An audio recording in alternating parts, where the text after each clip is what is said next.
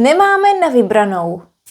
Nemáme na vybranou is a handy Czech phrase. But what does it mean? Nemáme na vybranou is something you can say when your options are limited. We have no choice. We cannot choose from options. But how did we get to this phrase? If you're not interested in knowing this, sorry, but not sorry. This will be very quick. Ta-da! This comes from the verb vybrat, to choose from. Vybrat, and the adjective is vybraný. Then we change it to a feminine form, vybraná, chosen. And then we can use it in the accusative form, vybranou, na vybranou. Of course, it's easy. We don't have for choosing, literally, or for chosen one. It's a very strange construction, but it's not unusual in Czech. In fact, we have quite a few useful phrases with this construction that are common in Czech. I bet you know this one. Na shledanou. Na shledanou. Goodbye, and literally for meeting again. In this video you're going to learn more phrases. Jdeme na to. Dobrý den, vítejte na mém kanále Czech by Zuzka, kde vám pomocí angličtiny vysvětluju českou gramatiku. These three phrases are formal phrases that you can use for saying goodbye. The first one, na shledanou, is most universal and most common. Na shledanou, from the verb shledat se, to encounter, to meet again. Na shledanou, now we know the dynamics, how we got this form from this verb. Shledat, shledaný, shledaná, shledanou, na shledanou, for meeting again. Na viděnou means until we see each other again, see you soon. This is something you can hear on television. Na viděnou, from vidět, of course, to see. Na slyšenou means until we hear each other again, from the verb slyšet. And this is something we hear on radio.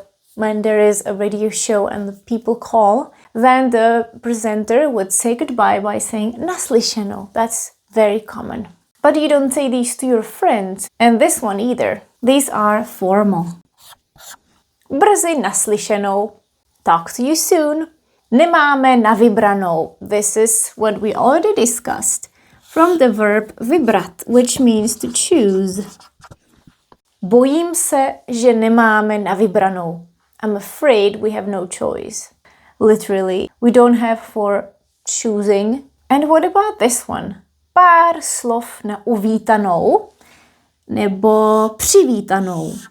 For example, řeknu pár slov na uvítanou. Řeknu pár slov na přivítanou.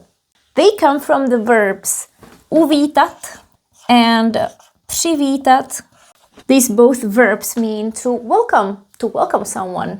Řeknu pár slov na uvítanou means I'll say a few words of welcome. Let's read these together.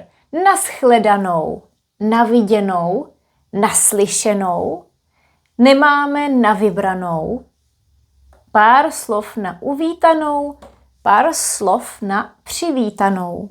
And you see the pattern, it's very clear. O.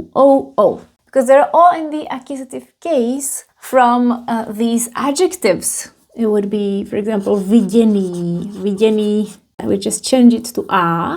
Viděná, viděnou, slyšená, slyšenou, vybraná, vybranou, uvítaná, uvítanou, přivítaná, přivítanou. You don't even have to think about it like that, but I know for some of you this will be useful. Just learn the phrases as they are, learn what they mean in English. And there are a few more. Well, because I don't want to do all the hard work myself, you are going to make these forms now. You know how. So we have 4 sentences and you will be working with these 4 verbs. Let's see. The first one is na si ještě zaspíváme.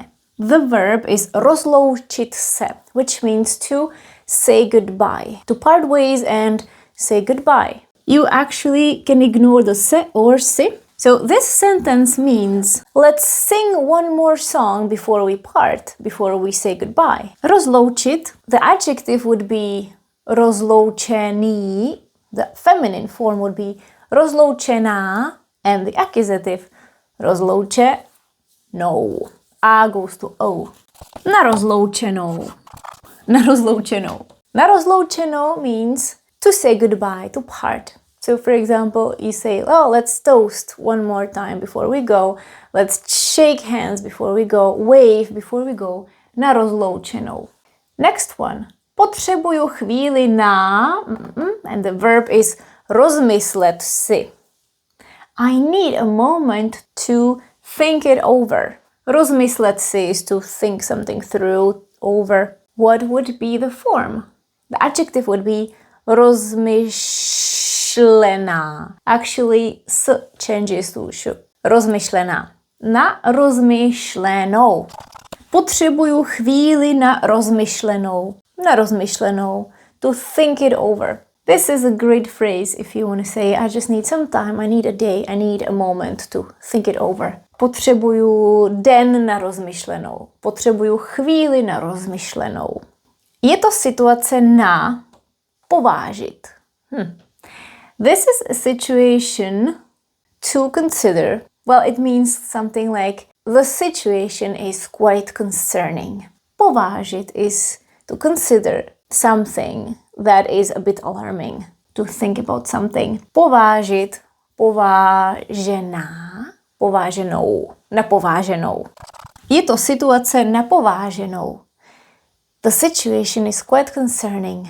This is cause for concern. Literally, it's a situation for consideration. Na pováženou. You can simply just use this, na pováženou, which would correspond to something like quite concerning. In a way, it works as an adjective, because this is an adjective. So if you want to say that something is concerning, je to na pováženou. Teda, ty jdeš jako na, and the verb is zavolat. Quite simple, zavolat, to give a call, or to call someone as a shouting at them to come over. You've come just at the right time, as if you were called. This is why zavolat is here. So, zavolat, zavolaná, zavolanou. Teda, ty jdeš jako na zavolanou, na zavolanou. Just at the right time, as if we called you. Jako na zavolanou. Most of the time it would be with jako. Jako na zavolanou. So let's read these. Na rozloučenou si ještě zaspíváme. Potřebuju chvíli na rozmyšlenou. Je to situace na pováženou. Teda, ty jdeš jako na zavolanou. You see the pattern again. O. And with na. Na, because na many times takes the accusative case. I don't want you to think that any verb could be converted into these phrases. Not really, sorry. But what you can do, memorize these phrases, because they are very useful and you will pleasantly surprise Czech speakers if you say them. And what else can you do? You can also get my newest ebook. It's called All Over the Place and I just released it. I'm very excited about it because it took me so long to prepare it. I would love for you to check it out because there is an early bird price for 10 days. The ebook is over 400 pages. You will be able to learn 30 prepositions, 30 most common Czech prepositions, what cases they're used with, and so on. But it's not only focused on grammar, you will learn practical phrases like these and you can also listen to them. Well, I'll say no more, just visit this website where you can also take a look at a few pages. These are the prepositions, and this is a page for my notes. Well, this was not enough. Let's do a simple exercise to practice these phrases. Take a look at these 6 situations. Your task is to complete them with 6 of these expressions that we just saw in the exercises. You don't have to change them, just pick the right one. I'll give you some time to think. Na rozmyšlenou. Jdeme to zkontrolovat. Let's check it. Číslo 1. Zamávali jsme tetičce na rozloučenou a nastoupili jsme do vlaku. Zamávali jsme na rozloučenou. Číslo 2. Děkujeme za telefonát. Naslyšenou. Naslyšenou. Číslo 3. Nemáš na vybranou. Termín je už zítra. Dobře, tak to dokončím ještě dneska. Číslo 4. Netlač na ně. Nech jim pár dní na rozmyšlenou. Pár dní na rozmyšlenou. Číslo 5. Nechat malé dítě samotné doma? To je na pováženou. To je na pováženou. Číslo 6. Ty jdeš jako na zavolanou. Zrovna jsem na tebe myslela. Jako na zavolanou. Excellent. Thanks for watching this video. I hope you learned a lot. Don't forget to check my new ebook. Budu se těšit příští týden. Ahoj. Na viděnou, naslyšenou a na shledanou.